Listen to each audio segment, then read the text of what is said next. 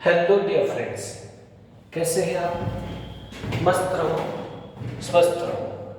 In the last lecture we have studied about quantitative analysis of nitrogen, Dumas method, Kjeldahl method हमने पढ़ा था। Organic quantitative analysis में estimation of elements में अब हमको पढ़ना है estimation of halogens. Let us study about estimation of halogens. Halogens का एस्टिमेशन कैसे करते हैं ये पढ़ना है। इसमें क्वांटिटेटिव एनालिसिस ऑफ हैलोजेंस करते समय हम लोगों को केरियस मेथड का उपयोग करना है। We are using Carius method. What is this Carius method? तो ये लॉन्ग ट्यूब होती है, केरियस ट्यूब एक लॉन्ग ट्यूब होती है जिसमें हम लोग ऑर्गेनिक कंपाउंड को हीट करते हैं, जिसका एंड हम लोग सील करते हैं।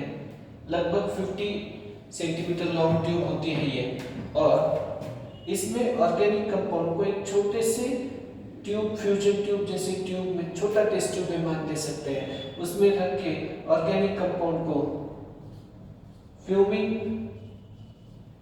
नाइट्रिक एसिड और सिल्वर नाइट्रेट इसके प्रेजेंस में हम लोग हीट करते हैं ऑर्गेनिक कंपाउंड को। अब ऑर्गेनिक कंपाउंड में नाइट्रिक एसिड में हीट करने के बाद में जो कार्बन और हाइड्रोजन और हैलोजन है ये कन्वर्ट हो जाएंगे HNO3 की प्रेजेंस में। Carbon will be converted into carbon dioxide, hydrogen will be converted into water और hydrogen will be converted into HX। Hydrogen halide हो जाएगा। अब यह जो हाइड्रोजन हैलाइड है, ये hydrogen halide it will be converted into, this hydrogen halide will be converted into AgX। Hydrogen halide will be converted with silver nitrate, क्योंकि ये ionic होता है जैसे HCl, HBr, HI। ओके, तो ये AgNO3 के साथ रिएक्ट होगा and will be getting AgX plus HNO3। तो हैलोजन को कैरियस मेथड में आप लोग हैलोजन को सिल्वर हैलाइड में कन्वर्ट कर रहे हैं। We are converting halogen into silver halide। अब अगर हम लोगों को मास ऑफ, समझो हैलोजन फॉर्म करना है कंपाउंड में, मास ऑफ हैलोजन इन कंपाउंड चाहिए, वेट ऑफ हैलोजन चाहिए कंपाउंड में, तो ये आएगा atomic weight of halogen upon molecular weight of AgX into weight of AgX found. ये बिल्कुल आराम से बताया जा सकता है, जैसे कि AgCl के लिए एक फॉर्मूला लेके आप लोगों को आगे समझाएंगे, या फिर इधर बता देते हैं एक मिनट में। 1 मोल समझो हमारे पास AgX है और या AgCl की तरह लेते हैं, पर्टिकुलर आपको ज्यादा समझ में आएगा जल्दी से। समझिएगा 1 मोल AgCl है हमारे पास, we have got 1 mole AgCl। तो इसमें 1 मोल एटम क्लोरीन है और 1 मोल सिल्वर है, तो 1 मोल AgCl, इसका अर्थ होता है 35.5 ग्राम क्लोरीन होता है इसमें, और 108 ग्राम क्या होता है बेटा? 108 ग्राम सिल्वर होता है। तो अगर ये 1 मोल है टोटल में, तो 143.5 ग्राम होगा। Is it visible to you? Let me see it first. ये दिख रहा है क्या आप लोगों को? Okay, it is seen. तो 143.5 ग्राम अगर AgCl है हमारे पास में, तो उसमें 35.5 ग्राम क्लोरीन होता है। 143.5 ग्राम AgCl है, तो इट हैज 35.5 ग्राम क्लोरीन। तो वेट ऑफ AgX समझो, प्रेसिपिटेट जो मिला है यहाँ पे कैरियस मेथड में, ये AgX जो प्रेसिपिटेट मिला है, इसमें कितना क्लोरीन होगा? तो 35.5 upon 143.5 into weight of AgX। ये फॉर्मूला डिराइव करना कोई बड़ी बात नहीं है, लेकिन मास ऑफ हैलोजन अगर चाहिए तो atomic mass of halogen upon molecular mass of halogen into weight of AgX precipitate form हम लोग ये कर सकते हैं, इसको ड्राई करते हैं, ऑफ कोर्स फिल्टर करते हैं, ड्राई करते हैं और AgX का प्रेसिपिटेट प्राप्त करते हैं हम लोग। अब यहाँ पे परसेंटेज ऑफ हैलोजन अगर चाहिए आप लोगों को तो यही फॉर्मूला है, into 100 upon W organic compound दे सकते हैं। तो ये आएगा atomic mass of halogen upon molecular mass of halogen into weight of AgX, molecular mass of AgX into 100 upon W organic compound। जो गिवन सैंपल है उसका वेट कितना है ये देखना पड़ेगा आप लोगों को। अब हम लोगों को मिला है परसेंटेज ऑफ हैलोजन। अब हैलोजन बदल सकते हैं हम लोग, we can change the halogen. Halogen में भी chlorine, bromine, iodine general. Okay, अगर हम लोगों को परसेंटेज ऑफ क्लोरीन निकालना है तो क्या फार्मूला होगा, व्हाट विल बी द, लिख लीजिए जल्दी से, ये परसेंटेज ऑफ क्लोरीन निकालना है तो क्या होगा, परसेंटेज ऑफ क्लोरीन अगर चाहिए तो एटॉमिक मास ऑफ क्लोरीन होगा 35.5 upon 143.5, molar mass of AgCl लिया जाएगा into WAgCl precipitate into 100 upon W organic compound, sample का वेट। ओके, लिख लीजिए बेटा जल्दी जल्दी से। हालांकि डेरिवेशन फॉर्मूला का आवश्यक नहीं होता है, लेकिन एक आधी बार प्रॉब्लम इसके ऊपर भी आ सकता है, आ चुके हैं प्रॉब्लम इसके ऊपर भी। ओके, मैं समझता हूँ आपका लिखना हो गया है, वीडियो को पॉज करें, लिखें इसको। परसेंटेज ऑफ क्लोरीन हो गया है, अब हम लोग निकालेंगे percentage of bromine. Percentage of bromine, अब ब्रोमीन का एटॉमिक मास 80 है अपॉन Ag का एटॉमिक मास आता है 108 और ब्रोमीन 80 81 दो तीन आइसोटोप होते हैं, 80 हमने लिया है तो 188 into mass of AgBr into 100 upon W organic compound ले सकते हैं। अगर परसेंटेज ऑफ आयोडीन आपको चाहिए तो कैसे निकालेंगे percentage of iodine, how will you get percentage of iodine, let us see here। Percentage of iodine अगर चाहिए आप लोगों को तो ये आएगा 127 आयोडीन का एटॉमिक मास है अपॉन, देखिएगा क्लोरीन 35.5 है, ब्रोमीन 80 है, दो आइसोटोप होते हैं एक्चुअली 79 81 ऐसे, और आयोडीन होता है 127। ये जानकारी आप लोगों को होनी चाहिए।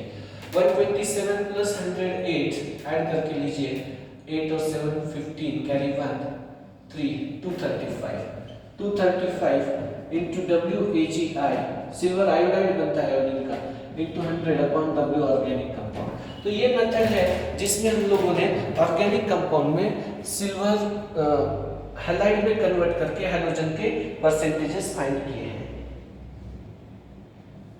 इसी लगभग इसी अंदाज में हम लोग परसेंटेज ऑफ सल्फर भी निकाल सकते हैं कैरियस मेथड में। लिख लीजिए बेटा। ओके, तो कैरियस मेथड में हम लोग परसेंटेज ऑफ सल्फर भी निकाल सकते हैं। सल्फर जो होता है ऑर्गेनिक कंपाउंड में, ये सल्फर को हम लोग सल्फ्यूरिक एसिड में कन्वर्ट करते हैं।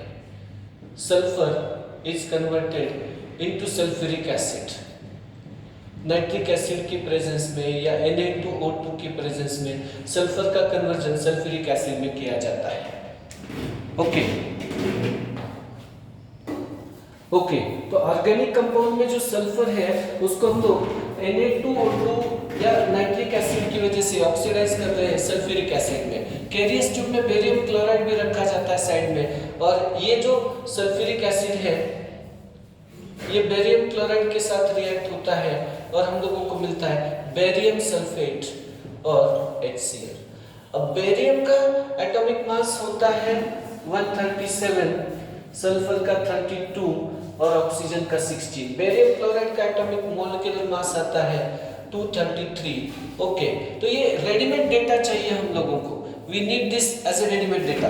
परसेंटेज ऑफ सल्फर अगर चाहिए हम लोगों को तो percentage of sulphur is equal to mass of sulphur, sulphur का एटॉमिक मास बेरियम सल्फेट में एक सल्फर है 32 upon molar mass of barium sulphate 233 into mass of barium sulphate precipitate जो व्हाइट कलर का प्रेसिपिटेट होता है into 100 upon W organic compound. तो लगभग एक पैटर्न के फार्मूलाज हैं कैरियस मेथड में। आप थोड़ा सोचिए, जो भी एलिमेंट दिया है प्रेसिपिटेट में, समझो क्लोरीन है तो Cl का मास अपन AgCl, ब्रोमीन है तो Br का मास अपन AgBr, आयोडीन है तो आयोडीन का atomic mass upon molecular mass of AgI, sulphur है तो सल्फर का mass upon molecular mass of barium sulphate. तो ये सब कांस्टेंट वैल्यूज आ रहे हैं। Atomic mass upon molecular mass, atomic mass upon molecular mass into mass of precipitate into 100 upon W organic compound, ये सब जो आया है बेटा, इसको हमने नाम दिया है, what name we have given to it, इसको हमने नाम दिया है कैरियस मेथड से estimation of chlorine, bromine, iodine, sulphur. Carius method में क्लोरीन को AgCl में, ब्रोमीन को AgBr में, आयोडीन को AgI में और सल्फर को कन्वर्ट किया जा रहा है बेरियम सल्फेट में। तो फार्मूला सब लोग याद करें, बाकी बहुत कठिन नहीं है ये, और फार्मूला भी मेमोराइज करने की आवश्यकता नहीं, डिराइव भी किया जा सकता है, लेकिन जहां तक टाइम का सवाल है, रेडी रहा फार्मूला तो प्रॉब्लम जल्दी से सॉल्व हो जाएगा आपका। अब बढ़ते हैं आगे, एस्टिमेशन ऑफ फास्फोरस। दो मेथड होते हैं, इतना लिख लीजिए, 10 सेकंड पॉज देते हैं तो आपका लिखना हो जाएगा।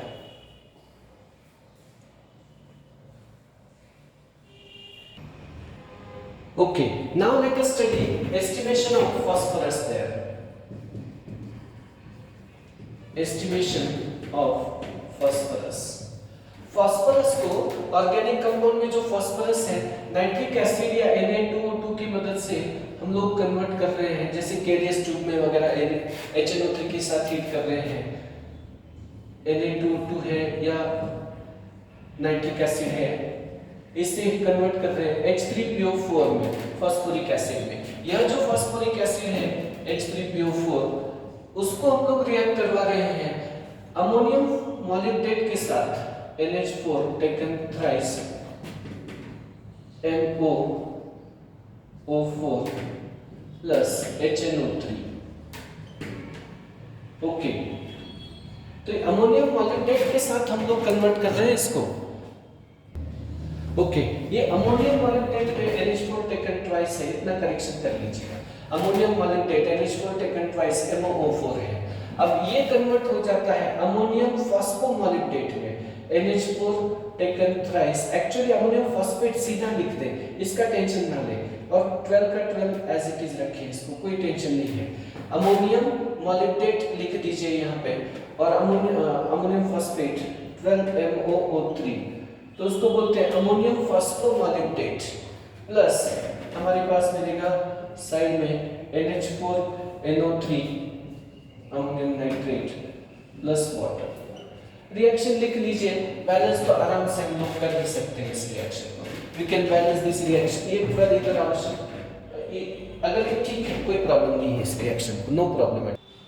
एक सेकंड, थोड़ा सा मुझे लग रहा है ये 12 इधर आवश्यक नहीं है, 12 इधर आया है तो ओके, अमोनियम फॉस्फोमॉलिब्डेट बन गया है, प्लस अब ये 21 नाइट्रेट है तो 21 nitric acid as it is रहेंगे, 12 वाटर MoO4 था तो यहाँ से 12 ऑक्सीजन निकाल लीजिएगा, 12 H2 बन जाएगा हमारे।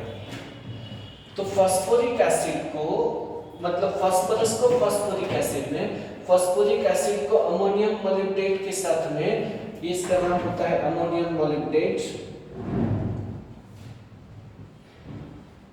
अमोनियम मॉलिब्डेट के साथ रिएक्ट करवाया है तो अमोनियम फॉस्फोमॉलिब्डेट बना है। अब इसका मॉलिक्यूलर मास 1877 होता है, 1877। तो अब बहुत ज्यादा हमें इस रिएक्शन के ऊपर वर्क नहीं करना है, ये फार्मूला याद रखना है सच। और परसेंटेज ऑफ फास्फोरस अगर चाहिए तो एक ही फास्फोरस इसमें जिसका एटॉमिक मास है 31 upon 1877 into weight of ammonium फॉस्फोमॉलिब्डेट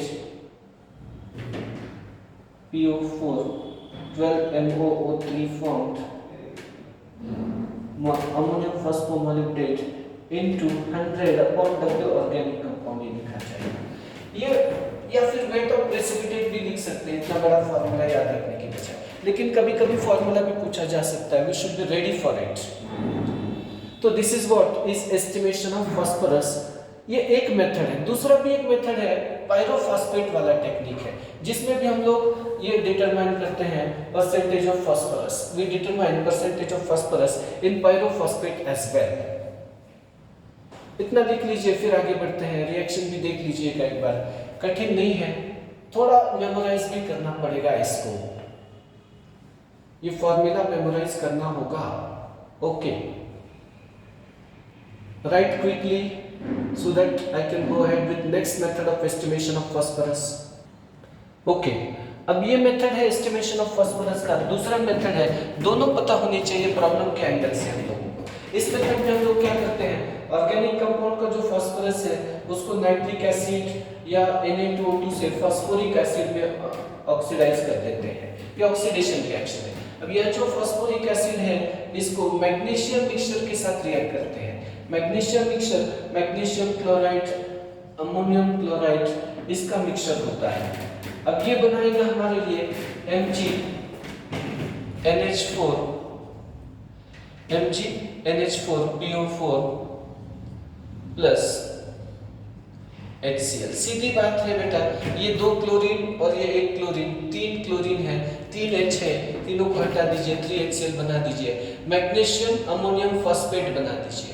ये मैग्नीशियम अमोनियम फॉस्फेट MgNH4PO4, इसको हीट करते हैं तो हमको मिलता है Mg2P2O7 प्लस अमोनिया और वाटर इवापोरेट होगा। इसका नाम होगा मैग्नीशियम पायरोफॉस्फेट। अब फास्फोरस का जो एटॉमिक मास होता है वह होता है 31। Phosphorus atomic mass of phosphorus is 31, P2 है तो 62 है, मैग्नीशियम का एटॉमिक मास 24 है और ऑक्सीजन का 16 है। Mg2P2O7 इसका मॉलिक्यूलर वेट आता है हमारे लिए 222 एडिशन करने पर। परसेंटेज ऑफ फास्फोरस अगर आप चाहते हैं तो mass of phosphorus in this one molecule, ये 2 फास्फोरस है तो 62 लेंगे, 2 into 31 अपॉन मॉलिक्यूलर मास इसका 222 into weight of P2O7 into 100 upon W organic compound लिया जाएगा। ये हो गया है फॉर्मूला परसेंटेज ऑफ फास्फोरस के लिए। This is what is true about percentage of phosphorus। तो अब हम लोगों को परसेंटेज ऑफ फास्फोरस जो आया है दोनों मेथड से निकालने आना चाहिए। कैरियस मेथड में हम लोग आइदर फास्फोरस को Mg2P2O7 में कन्वर्ट करते हैं या फिर फास्फोरस को अमोनियम फास्फोमालिक्डेट में कन्वर्ट कर देते हैं। उसमें मॉलिक्यूलर वेट याद रखना चाहिए क्योंकि ये टाइम सेव करता है हम लोगों को। It saves our time in entrance. Okay, so ये रेडी डेटा होना चाहिए टाइम सेविंग के लिए। लिख लीजिए, फिर हम लोग कुछ न्यूमेरिकल्स लेते हैं परसेंटेज ऑफ फास्फोरस और सल्फर हैलोजेंस के लिए। Okay, right this quickly. हो गया है लिखना आपका, जल्दी लिखिए।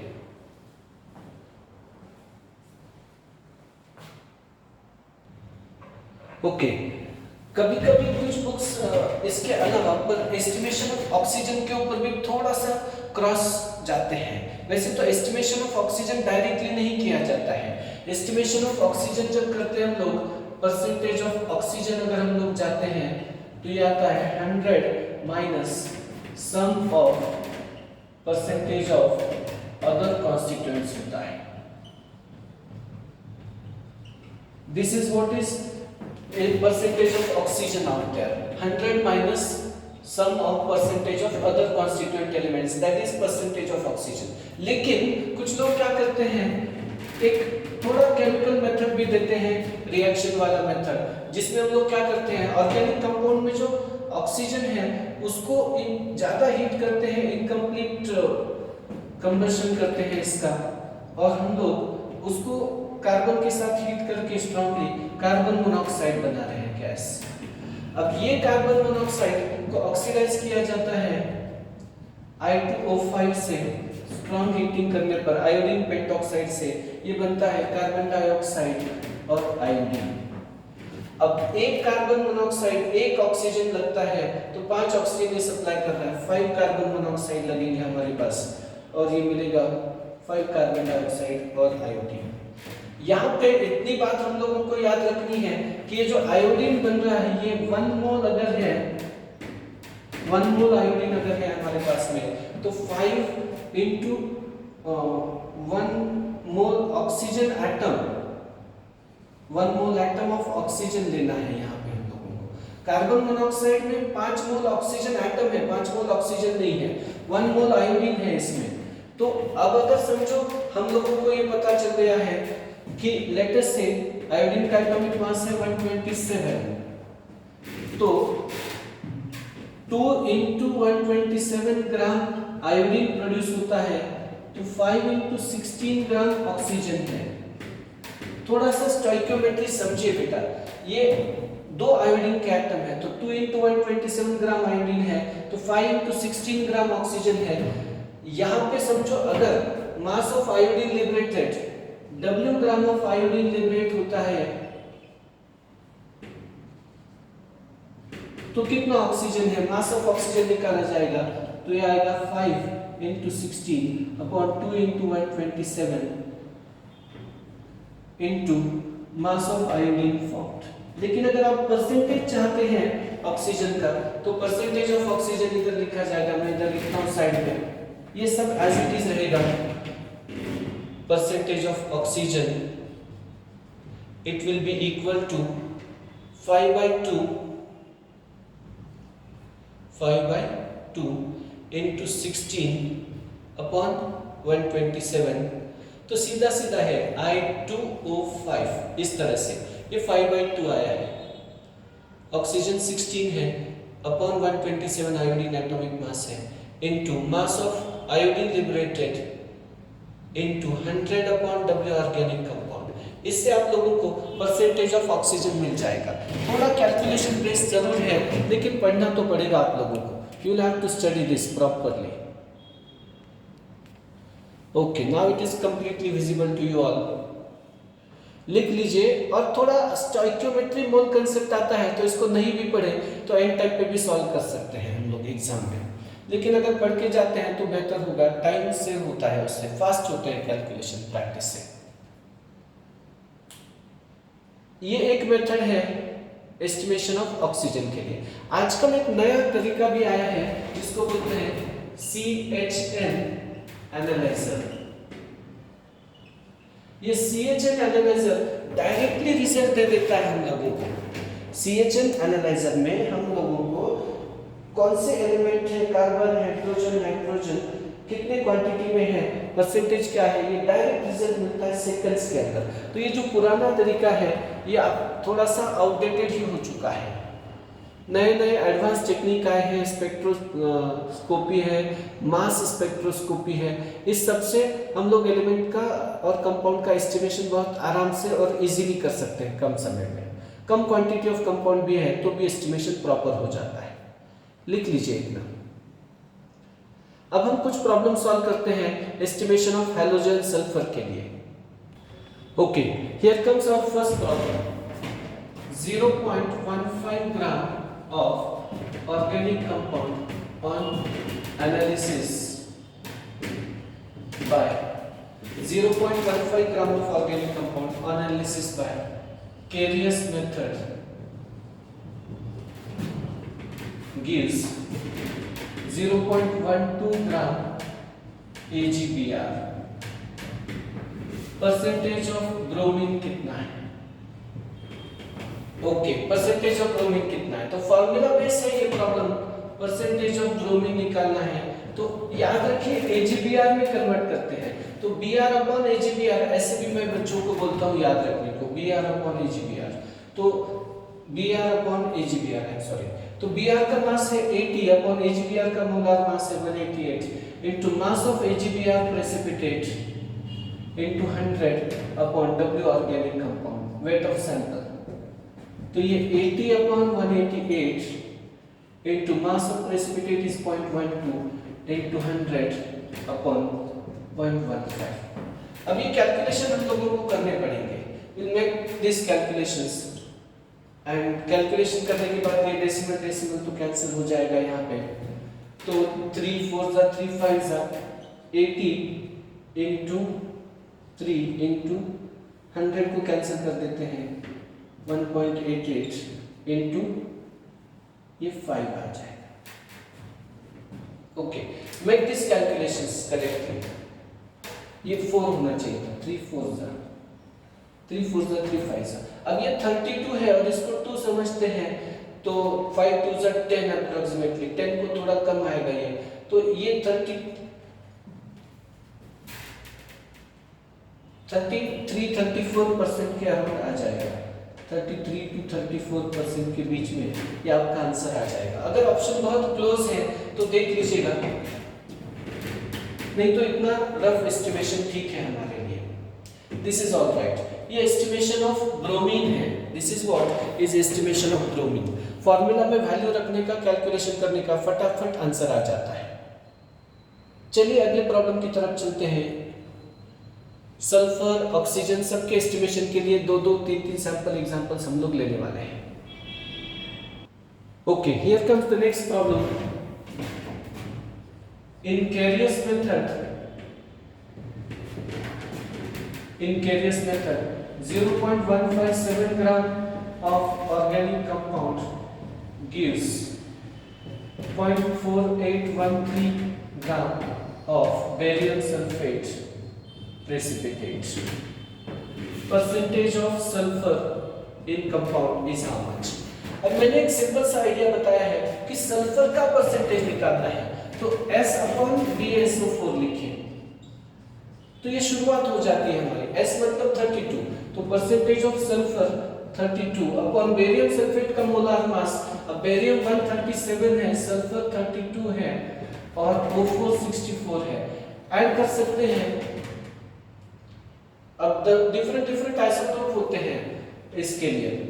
4 + 2 6 + 7 13 233 आ जाएगा ये, into precipitate weight of barium sulphate precipitate into 100 upon W organic compound. इससे परसेंटेज मिल जाएगा आपको।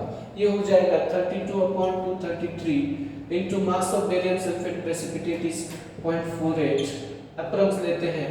इनटू ऑप्शन कितने क्लोज है ये देख के जाना पड़ेगा, 0.157 हो जाएगा।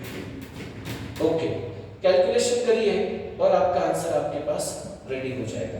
Get the calculations done. अब मैं इस पर अगर 0.16 समझूं तो 16 1 जा 16 3 जा हो जाएगा कैलकुलेशन में। तो ये अगर कैंसिल कर देते हैं 0 0 2.33 आएगा। 32 3 जा 96 अपॉन 2.33, तो 7/3 लिखा जा सकता है 2.33 को। ओके, 7/3 लिखते हैं तो 96 अपॉन 7/3, 3 ऊपर जाएगा, 96 इंटू 3 अपॉन 7, 7 से डिवाइड करिए। कैलकुलेशन आपका हिस्सा है, मैं अलग अलग टेक्निक बताता हूँ कैलकुलेशन के लिए। थोड़ा रफ किया है मैंने एस्टिमेशन, लेकिन ऑप्शन अगर दूर है तो ये चल जाता है, काम कर जाता है। 7 1 जा 7, 2 बच्चे हैं, 7 3 जा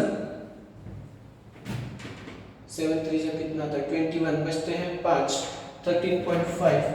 ये 14 अगर समझते हैं तो 41-42% के आसपास आपका आंसर आ जाएगा। देखिएगा ऑप्शन कितने क्लोज है उस आधार पर हम लोगों को जानना चाहिए। Where how much close the options are there. Estimation of sulfur है, estimation of chlorine, halogens, phosphorus, सब प्रॉब्लम्स आ सकते हैं। पैटर्न एक ही है इन प्रॉब्लम का। All of them are identical type of problems. Be quick to write it. फटाफट लिख लीजिए बेटा, चलिए।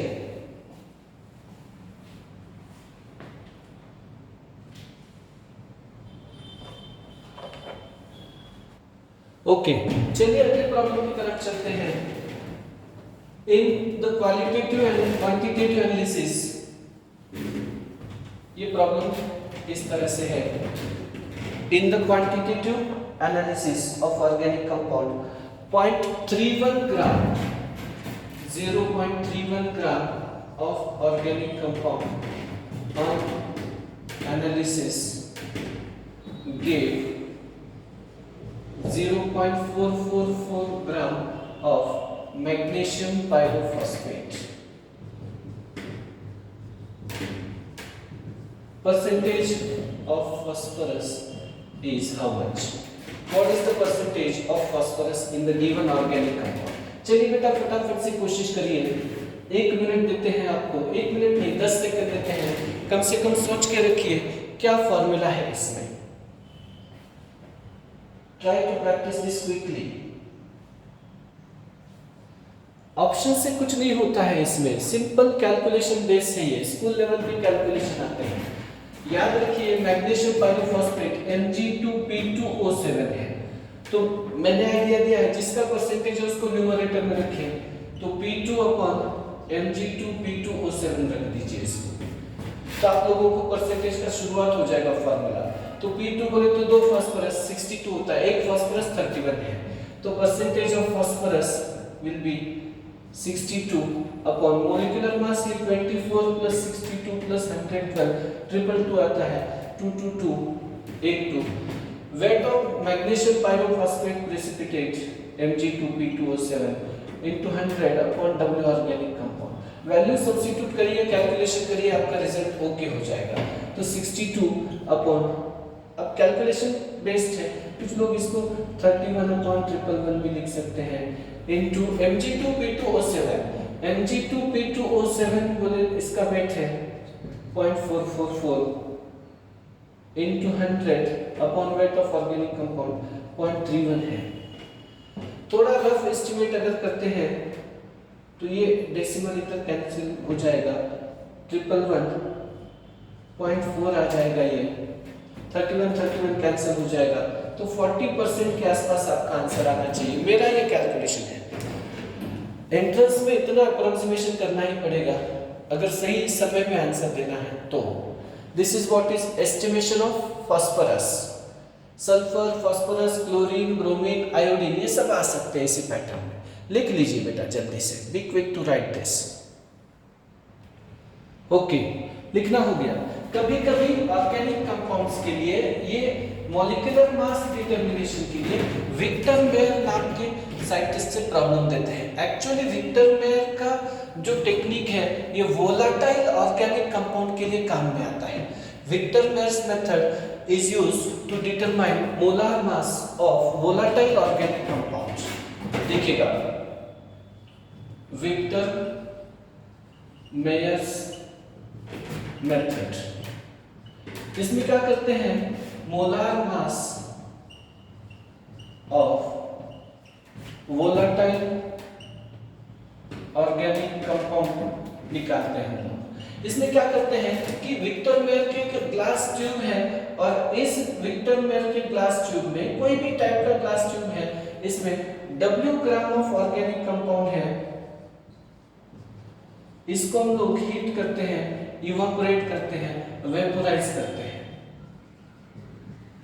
वो कलेक्ट करते हैं दूसरी जगह पे, it displaces equal volume of air. ये ग्रेजुएटेड ट्यूब में कितना वॉल्यूम ऑफ एयर डिस्प्लेस किया गया है विक्टर मेयर ट्यूब में पता चलता है। इन शॉर्ट, प्रैक्टिकल टेक्निक को हमको बहुत ज्यादा नहीं इसमें अटेंशन देना है कि W gram of organic compound ने कितना वॉल्यूम डिस्प्लेस किया है, ये सिर्फ इंपॉर्टेंट है। ये विक्टर मेयर अपैरेटस और ये टेस्ट, ये प्रैक्टिकल्स का हिस्सा होता है। हमें इसके आधार पर मॉलिक्यूलर वेट कैसे निकालते हैं, ये मैथमेटिकल कैलकुलेशन पढ़ने हैं। ओके, तो देखते हैं, हम लोग ये बता सकते हैं कि ये जो मास है गिवन ऑर्गेनिक कंपाउंड का, ये वोलेटाइल है, हीट करने पर इवापोरेट होगा, इसके जो वेपर होंगे ये कलेक्ट करेंगे ओवर वाटर, ये एयर को डिस्प्लेस करेगा, और कितना एयर डिस्प्लेस किया है ये हम लोग पता करते हैं। अब हम लोग अगर एसटीपी पे है तो हम लोग जानते हैं 22,400 क्यूबिक सेंटीमीटर है या मिलीलीटर है, तो it is equal to molar mass 1 mole होता है ये। तो समझो V cubic centimetre volume displace किया है, V सेंटीमीटर वॉल्यूम, तो W ग्राम है of organic compound taken, W gram of organic compound है, तो V सेंटीमीटर क्यूब से W gram of organic compound displace होता है।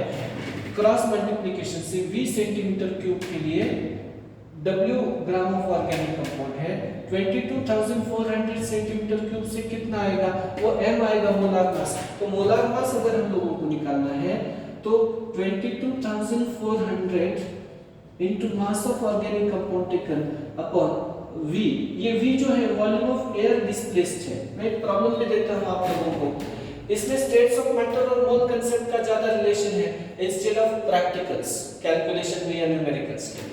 एक प्रॉब्लम देते हैं, चलिए आप खुद समझ जाएंगे। आप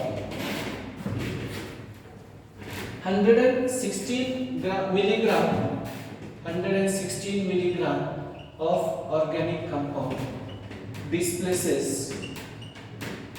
44.8 milliliter of air at STP. Then molar mass of the compound is, what is the molar mass of compound? Molar mass of compound is, molecular weight is how much? ध्यान दीजिएगा, ये फॉर्मूला से लिखिए या फॉर्मूला भी नहीं पढ़ा तो चलता है, हम लोग जानते हैं 22,400 मिलीलीटर डिस्प्लेसेस m ग्राम, या फिर डायरेक्टली लिखते हैं गिवन क्रॉस मल्टीप्लिकेशन के लिए 44.8 मिलीलीटर से 116 into 10⁻³ ग्राम डिस्प्लेस हो रहा है। तो 22,400 मिलीलीटर से कितना डिस्प्लेस होगा, 22,400 मिलीलीटर से कितना डिस्प्लेस होगा, ये वेट होगा 22,400 मिलीलीटर से जो वेट डिस्प्लेस होता है उसी को तो हम लोग एटॉमिक मास मॉलिक्यूलर मास बोलते हैं। तो ये आएगा 22,400 into 116 into 10⁻³ upon 44.8। कैलकुलेशन अपनी जगह पे होंगे, okay, you can make the calculations on its place. मुझे लग रहा है अगर ये 3 0 इधर कैंसिल करते हैं डेसिमल के साथ में तो 1 ज़ा 2 जाएगा, तो 22.4 डिवाइड बाय 44.8 1/2 आएगा। ये 1/2 मतलब 116/2, 2 5 ज़ा 10, 2 8 ज़ा 16, 58 ग्राम पर मोल आ जाएगा। तो एयर का डिस्प्लेसमेंट इंपॉर्टेंट नहीं है, सिर्फ मास वॉल्यूम रिलेशन मोल कंसेप्ट में जो लेते हैं एसटीपी पे 1 mole of gas 22,400 millilitre occupy करता है। ये basic problem states of matter और मोल कंसेप्ट और स्टोइकियोमेट्री इधर जाएगा। विक्टर मेल मेथड सिर्फ ऑर्गेनिक कंपाउंड में बड़ा नाम है मोलार मास डिटरमिनेशन के, और कोई नहीं। कभी कभी प्रॉब्लम में वेपर डेंसिटी देते हैं, वेपर डेंसिटी अलग है और डेंसिटी अलग है। हमने स्टेट्स ऑफ मैटर में भी इसको पढ़ा था, सम बेसिक कंसेप्ट में भी बताया था। ये वेपर डेंसिटी मॉलिक्यूलर वेट का हाफ होता है, तो molecular weight is equal to 2 into vapour density होता है। ये रिलेशन हमने प्रूव भी किया था अवोगाड्रो हाइपोथेसिस के पास। तो इतनी इंफॉर्मेशन भी हमारे लिए काफ़ी हो जाती है प्रॉब्लम सॉल्विंग में। प्लैटिनो साइनाइड मेथड, सिल्वर मेथड, ये जेडब्ल्यू एडवांस में काम में आ सकते हैं, उसके लिए एक अलग लेक्चर हम लोग जरूर बनाएंगे। यहाँ तक के लिए बहुत मतलब ये इनफ हो गया है नीट जेडब्ल्यू मेंस लेवल तक। तो और भी कोई समस्या है आपको तो कमेंट बॉक्स में ज़रूर कमेंट करिए, और वीडियो को ज़रूर लाइक, शेयर और सब्सक्राइब करिए, because it motivates us to make more student friendly videos. Thank you, बहुत बहुत धन्यवाद।